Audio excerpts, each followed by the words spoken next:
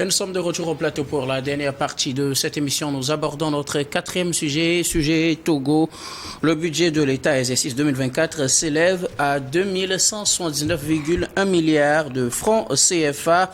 Les députés togolais ont adopté la loi des finances exercice 2024 ce vendredi 22 décembre à l'Assemblée nationale. Le budget équilibré en dépenses et recettes à 2179,1 milliards de francs CFA avec une part belle pour les secteurs sociaux, surtout avec 669,2 milliards consacrés aux secteurs sociaux, soit 48% des allocations budgétaires. Il s'agit essentiellement pour quelques secteurs clés que je vais énumérer vous permettant de pouvoir faire vos analyses.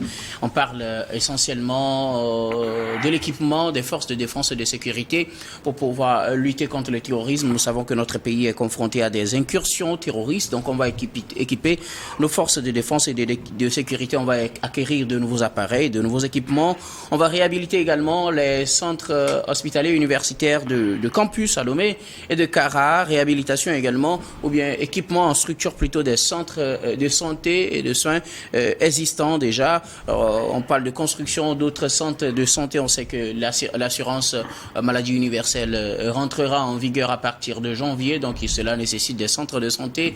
Ils seront construits, ceux qui existent seront équipés. On parle entre autres dans ce secteur social du démarrage des travaux de construction ou de l'accélération plutôt de la construction des bâtiments de l'université de Kara, dont les travaux ont été lancés tout récemment par le chef de l'État. Là, on annonce également la création de l'université de Dacha dans la région des Plateaux. L'annonce a été faite depuis quelques mois et donc les travaux également vont commencer au cours de cette année 2024. Entre autres points, c'est l'accès à l'électricité, à l'énergie pour les Togolais. Le Togolais va bénéficier donc d'un certain nombre de choses prévues au programme des dépenses pour cette année 2024. Le budget, comme je le disais, s'élève à 2179,1 milliards de francs CFA, soit une hausse de 10,3% par rapport à 2023. Je voudrais bien commencer par qui le veut. Première réaction sur cette loi des finances exercice 2024 votée par les députés ce 22 décembre.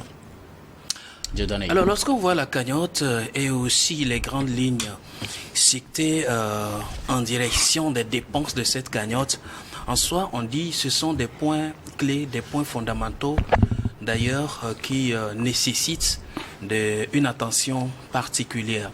Lorsque nous prenons le social en majeure partie est visé par cette cagnotte, par ce budget, et je rappelle que c'est de droit et c'est de raison parce que le mandat d'ailleurs du chef de l'État est axé sur le social. Donc il y a lieu quand même d'orienter véritablement le projecteur dans le domaine social parce que je vois beaucoup plus l'intérêt ou l'engouement qu'on veut porter aujourd'hui sur les couches dites vulnérables. Une parenthèse, j'ai oublié que cette année est une année électorale, donc il y a une part du budget qui sera consacrée également au financement. J'allais en venir. Et donc, vous voyez, le social qui est là, le secteur de la défense qui est là, d'abord, ce sont des domaines assez colossaux déjà. Et les élections. Nous avons les régionales et aussi les élections législatives qui vont... quoi qu'on dise, absorber une grosse portion de ce budget. Donc, on le voit à plus de 10% de par le précédent, mais les dépenses ou alors les prévisions qui sont déjà, les besoins qui sont déjà en place dépassent énormément la hauteur de ce budget. Mais toutefois, c'est ce qui est légué, c'est ce qui est voté. Mon préoccupation s'intéresse beaucoup plus à l'exécution exacte ou à l'observation exacte de ce qui est prévu selon ces grandes lignes que nous venons de citer. Ils sont très intéressants en écoutant et très alléchants en lisant. Toutefois, moi j'aurais aimé à ce que chaque fois, c'est mon souhait, chaque année, je pense que la législation togolaise l'a prévu, une reddition de comptes devant l'Assemblée nationale de chaque gestion annuelle avant le vote d'un nouveau budget. Je me pose la question si cet exercice-là est toujours observé. L'année dernière, il y a eu des grandes lignes qui ont été affichées, il y a eu quand même des dépenses qui ont été faites. Alors cette année, où est-ce qu'on en est sur la dépense du budget de l'année précédente? Alors, quels ont été les projets exécutés? Quels sont aujourd'hui le niveau de ces projets, le niveau d'avancement de ces projets? qui en ont été véritablement des bénéficiaires. Oui, les bénéficiaires sont des Togolais. Alors, quel est le niveau de satisfaction des Togolais par rapport à l'exécution de ce budget, à la dépense de ce budget?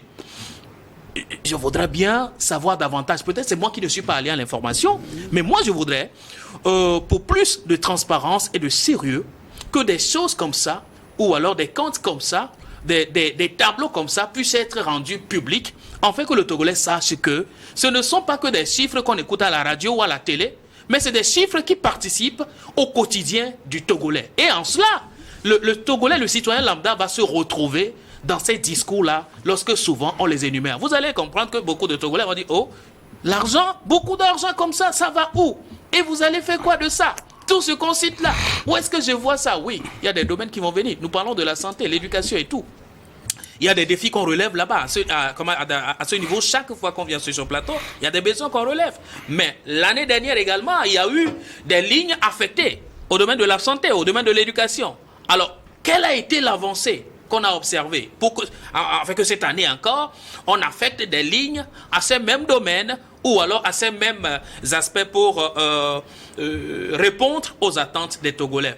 Les Togolais ne savent pas, peut-être, en tout cas, c'est moi qui ne sais pas, peut-être certains Togolais le savent si bien, mais ce serait très bien, très important, parce que selon les dispositions légales, que la reddition de comptes soit un exercice assez capital aussi dans le vote et dans l'observation de la cagnotte à dépenser pour l'État togolais. Pour les dépenses de cette année, il y a certains axes clés. Hein. Je parlais tantôt des dépenses dans la construction de l'université de Dacha, dans la construction de l'université de Kara, dans l'équipement du CHU Campus, du CHU Kara, pour ne citer que ces deux. Oui, bien évidemment, ce sont des faits, c'est des constats que nous avons faits sur le terrain. Maintenant, quel a été le niveau d'exécution de ces chantiers-là? Et qu'est-ce que cela a représenté dans la satisfaction du quotidien du Togolais? Voilà ce dont il est question. Est-ce que devant le Parlement, c'est qui le mandat a été pris pour toucher à ce budget ou alors à cette cagnotte? Est-ce qu'on est revenu faire un état des lieux? Il y a une discussion faite autour de cette dépense et qu'on relève une satisfaction par rapport à la dépense de l'année. En réalité, ce sont des choses que nous voudrions savoir davantage. Oui, et on peut vouloir éclairer ma lanterne. Peut-être c'est moi qui suis un peu séparé ou coupé des informations, mais je pense que c'est des informations capitales. Ce n'est pas relatif seulement au Togo, mais dans beaucoup d'États africains. Je pense qu'il y a un certain nombre de choses qui se font et que généralement, quand la population n'est pas très informée, on se dit rien ne se fait. Mais il faut quand même qu'on nous dise concrètement ce qui se fait dans beaucoup plus de transparence. Tant que cela est aussi promis aujourd'hui, la transparence dans tous les secteurs, voilà pourquoi le A+A est là et tout. Bon, la Cour des comptes est plein. Donc, il faut quand même qu'on nous envoie dans ce tableau lumineux pour qu'on sache, on est en train de travailler avec nous et pour nous sur le territoire togolais en matière des finances. Alors, Justin Anani, budget assise 2024 voté par les députés à l'Assemblée, c'était ce 22 décembre. Le budget s'élève à 2179,1 milliards de francs CFA, budget en hausse de 10%, globalement de 10% par rapport au budget de 2023. Bon, c'est l'exercice qui est encore observé. Comme d'habitude, bon, finalement, qu'est-ce qu'on va mettre sous la dent, je ne saurais le dire. Dieu donné l'a fait observer tout à l'heure. C'est une exigence constitutionnelle au chef de l'État de présenter l'état de la nation devant les parlementaires chaque année.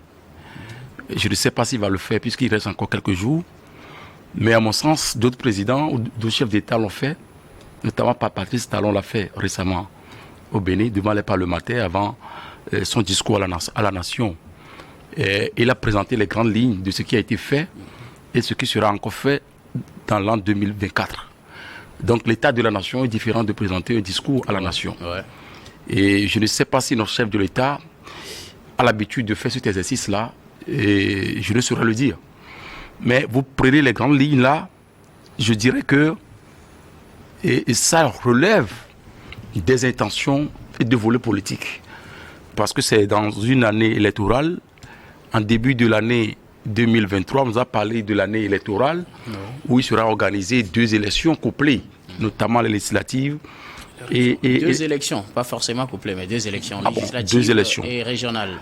C'est après qu'on nous informait que les élections seront couplées. On aurait voulu que ce soit couplé, mais finalement, elles n'ont pas eu lieu. Malheureusement, quand vous prenez le budget exercice 2023 qui s'achève, donc cette rubrique a été aussi mentionnée. Les élections n'ont pas été organisées. Ces fonds-là vont servir à quoi? Je ne saurais le dire. On a fait au moins les recensements. Et après, c'est difficile. C'est autant d'éléments sur lesquels on peut analyser et épiloguer. Je prends dans le chapitre de volet social, on parle de la construction de la route Amenra à Fagnan jusqu'à Gomeglozou.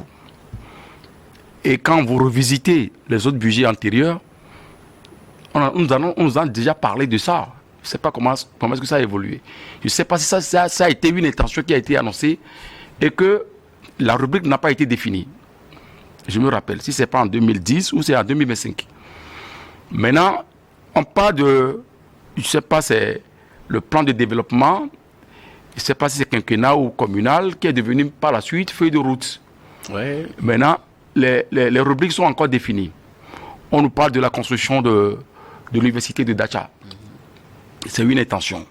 On nous parle de l'aménagement de CHU, Sylvanus Olympio et Campus. C'est CHU, Campus et Cara. Je ne sais pas le degré de pourcentage réservé pour la santé. Okay. Et quand vous prenez les dispositions de l'UEMOA, au minimum c'est 15%. Je ne sais pas, le Togo n'a jamais atteint 6 et 7%. Je ne sais pas si vous allez nous aider après. Donc, moi, il y a un certain nombre d'éléments sur lesquels on va analyser. Moi, je n'ai pas encore pris le temps de voir le degré d'évolution des rubriques, combien est affecté pour chaque secteur. Seulement, je trouve que non seulement on me dirait qu'il y a tellement de besoins, d'autres économistes vous diront qu'il y a des capitaux morts. Qu'est-ce qu'on en fait avec ces capitaux morts? Avec ce budget-là, qu'est-ce qu'on peut faire? D'autres vous diront que le budget est trop. On va trouver les fonds où? Aujourd'hui, c'est OTR qui saigne les populations.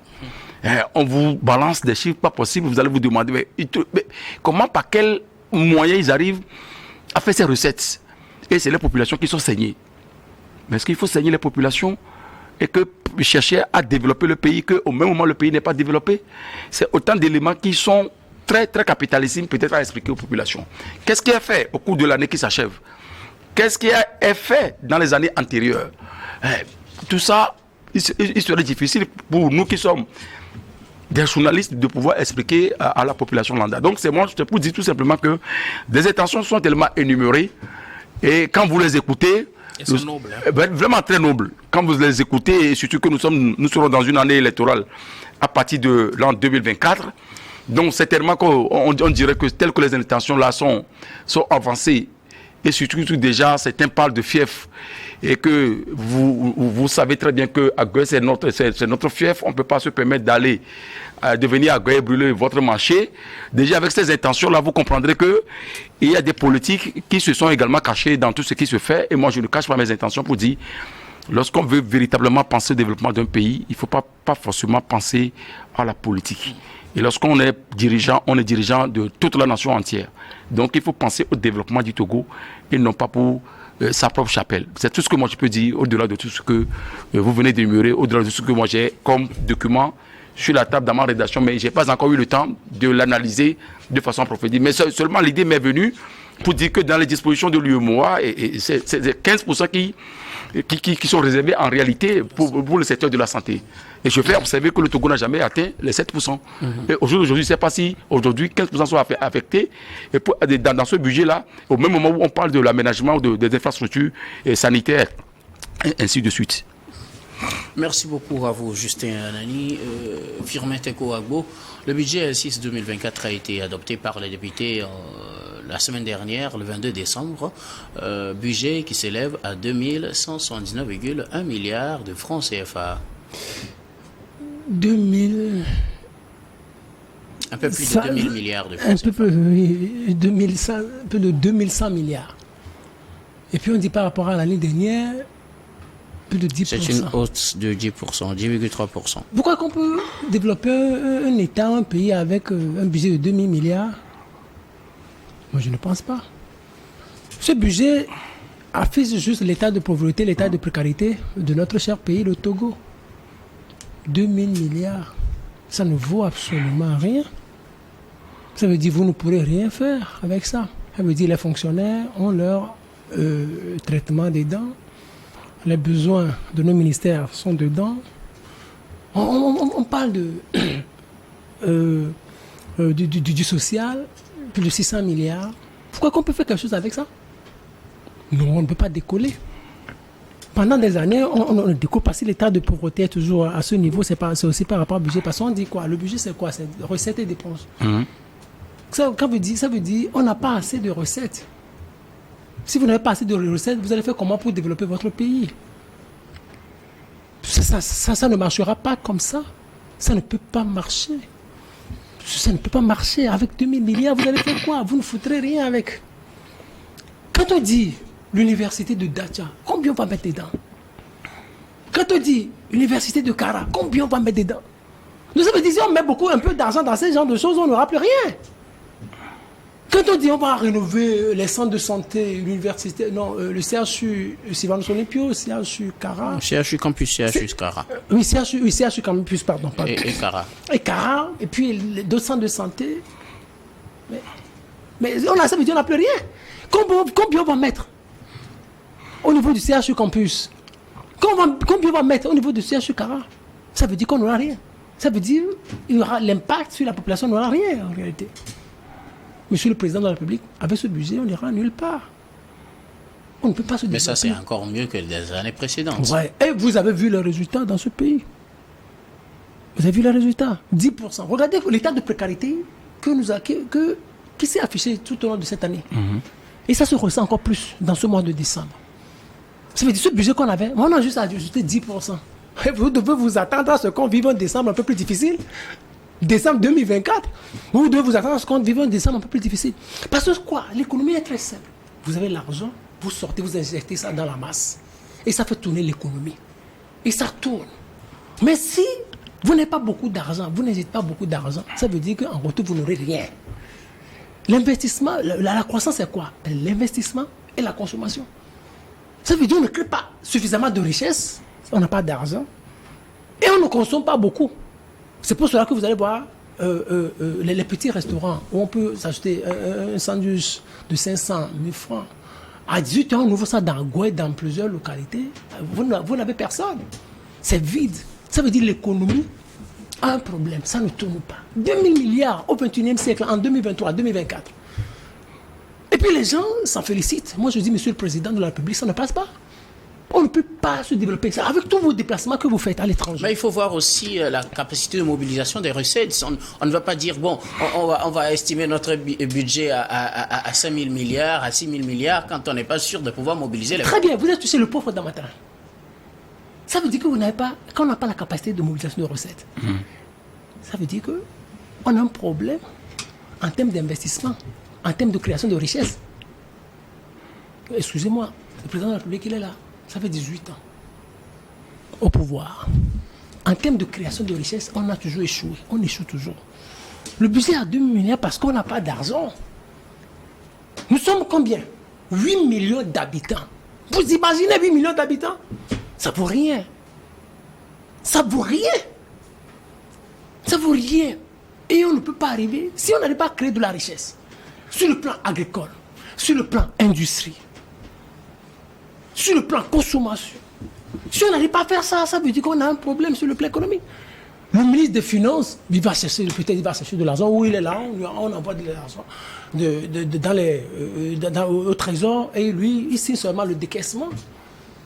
Mais les autres ministres de l'économie, les autres ministres de l'investissement, qu'est-ce qu'ils font? On ne peut pas évoluer comme ça dans cette sphère, avec un budget aussi pauvrissime. Ça ne peut pas marcher. Donc, ce que moi je demanderais, regardez par exemple, je ne sais pas, vous avez aligné, Dieu donnait à parler de nobles intentions, Justin Anani l'a appuyé, ces intentions sont nobles. Mais vous êtes sûr qu'on va pouvoir arriver à réaliser tout ça? Alors, qu'est-ce que vous proposez, Firmin? Mais quand vous parlez par exemple d'équipement, forces militaires, incursions, terroristes et tout ça, vous savez, les matériels militaires, ça coûte excessivement cher. Et je me demande si c'est dans cette... C'est sur la base des propositions faites par les ministères qu'on arrive à un budget d'État. Parfait. Le ministre ne se lève pas pour dire, bon, on va vous donner 3 000, vous allez acheter un char quand même. Je suis d'accord avec vous. Mais ce que regardez, si on enlève ça du budget, 2 000 milliards, il va rester combien? Le militaire, ça coûte cher. Et surtout aujourd'hui, au niveau des frontières, on a besoin de suffisamment de moyens matériels, financiers, logistiques, pour pouvoir faire face au terrorisme. Et nos militaires sont en train de souffrir. Moi, je leur lance un salut affectif, là où ils sont, qui savent, ces militaires, que nous sommes avec eux. Toute la nation est derrière eux. Mais ça veut dire qu'en réalité, leur cagnotte même, il n'y a rien dedans. Donc, les autorités togolaises doivent réfléchir beaucoup sur le plan économique. Comment créer de la richesse? C'est ce que les Africains, nous, les Africains, n'arrivent pas à faire. Comment créer de la richesse? On n'arrive pas à créer de la richesse. Comment faciliter encore, comment assainir davantage l'assainissement, comment assainir davantage les finances publiques pour permettre aux investisseurs de venir investir dans le pays. C'est-à-dire, on a un terrain tout vierge, de Lomé à Saint-Cassé. Il y a des terrains agricoles qu'on n'arrive pas à exploiter. Il y a des terrains vierges qu'on n'arrive pas à exploiter. On peut monter des usines. On peut monter partout quand les gens veulent investir. On veut rendre des espaces plus viables pour les investisseurs. Que les choses ne se concentrent pas seulement à Lomé. On parle de Dacha, on parle de Sokodé, on parle de Blita. Il y a d'autres zones qui ne sont pas viables. On ne peut rien réaliser avec cela. Mais on doit savoir que ces talents togolais ont trop souffert. Moi, je ne souhaiterais pas que l'année prochaine, ils en sauvent davantage. Merci beaucoup. Justin, vous vouliez ajouter quelque chose? Oui, très simple. La question est de savoir qui impulse la politique de la nation. C'est intéressant. C'est le chef de l'État. Donc, il y a un projet de société sur la base duquel il a été élu. D'accord? Oui. Et qu'il fait piloter par son gouvernement. Voilà. Donc, si on doit décoller économiquement, je pense que ça doit venir de cette politique-là. Si nous en sommes là aujourd'hui jusqu'à présent, on se dit qu'on n'a rien à proposer. C'est-à-dire qu'on a échoué. Parce que lorsqu'on n'arrive pas à créer la richesse, ça veut dire que le budget ne peut pas être augmenté. On parle de 10%. 10%, j'estime que c'est parce que nous sommes dans une année électorale. Et sans compter avec l'inflation. Et ça couple avec l'inflation aussi. Ça veut dire que si on enlève toutes les dépenses que vont engendrer les élections, ces fameuses élections-là qui s'annoncent, ça veut dire que finalement on n'aura rien. Donc ça veut dire qu'on n'est plus en mesure d'arriver à avoir la croissance. Si on n'arrive pas à avoir la croissance alors que l'inflation est là, et vous calculez le taux peut-être de pauvreté. Je parlais tout à l'heure, je faisais allusion tout à l'heure des capitaux morts. Cette jeunesse-là qui est là, qu'on n'arrive pas à utiliser. Philomène l'a dit tout à l'heure, on peut utiliser la richesse et la jeunesse en créant la richesse. Si on n'arrive pas à le faire, ça voudrait dire que et finalement on n'arrive pas à proposer. Et ça peut-être on parlera de l'échec de la gouvernance. Et lorsqu'on n'arrive pas à avoir un budget conséquent pour faire décoller véritablement l'économie, créer la richesse, faire en sorte que les jeunes puissent quand même trouver à faire, pour que les gens puissent arriver à manger, à le faire. Lorsqu'ils sont malades, arriver à se faire soigner. Et les écoles, les enseignants, les experts soient dans des bonnes conditions, les agriculteurs, les paysans. Si on n'arrive pas à avoir ces éléments-là, ça veut dire que c'est l'échec de la gouvernance. Donc c'est là où moi je dis, je m'interroge encore une fois, pour dire, ces fonds-là qui sont décaissés, peut-être qui sont prévus dans la gestion de l'année en cours, et que finalement, ça n'a pas été fait, où en sommes-nous avec? Donc c'est là où il doit y avoir certainement de la problématique vis-à-vis de ce budget-là. Merci beaucoup à vous, Justin Anani. Un dernier mot, Dieu donné, ou sinon nous sommes à la fin. Quelque chose à dire à bord? Non. Je reviendrai sur cette problématique de création de la richesse. Qui parle de la création de la richesse, je ne parlerai pas de la création d'emplois, mais la création de la richesse, c'est aussi favoriser le climat, véritablement des affaires, et permettre à ce que des affaires soient viables. Voilà.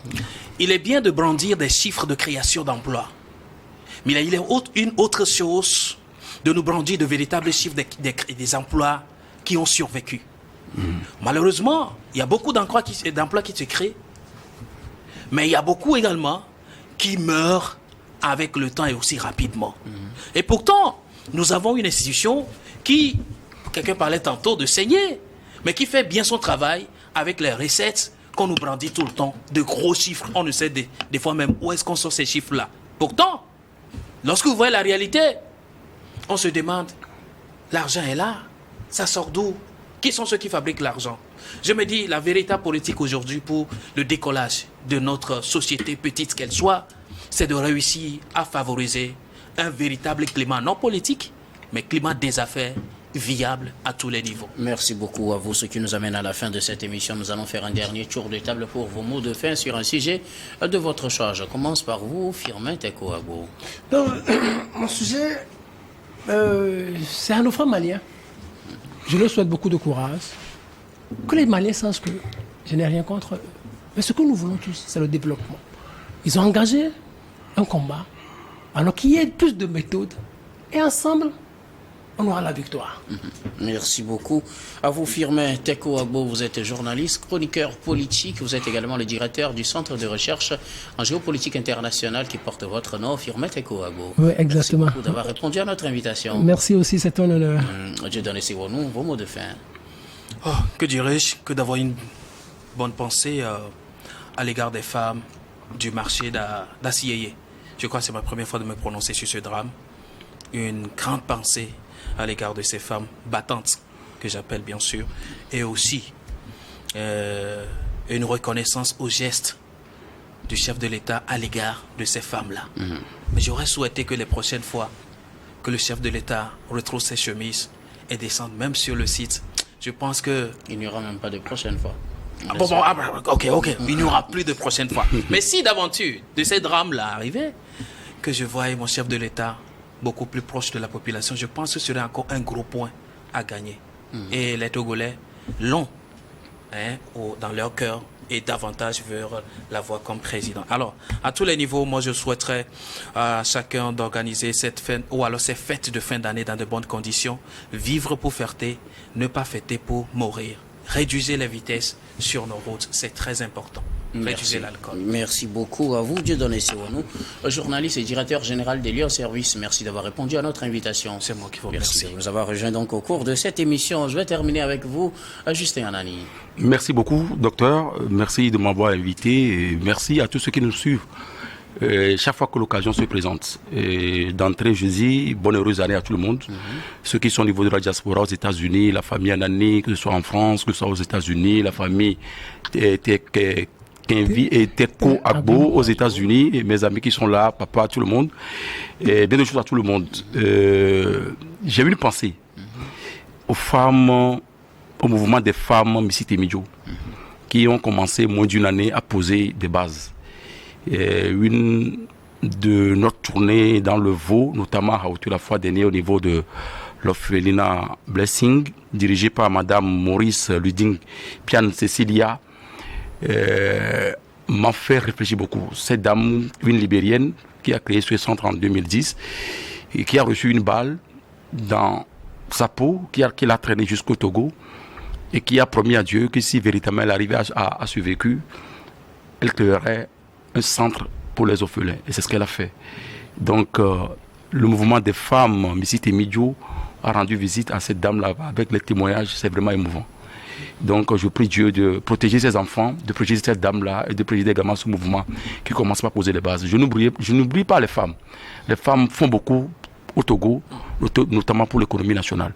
Donc, se permettre de leur créer de problèmes, ça fait mal. Donc, courage à nos femmes, à nos mamans qui sont dans les marchés, notamment au marché d'Aguas-Yéyé, qui sont aujourd'hui dans une situation déplorable.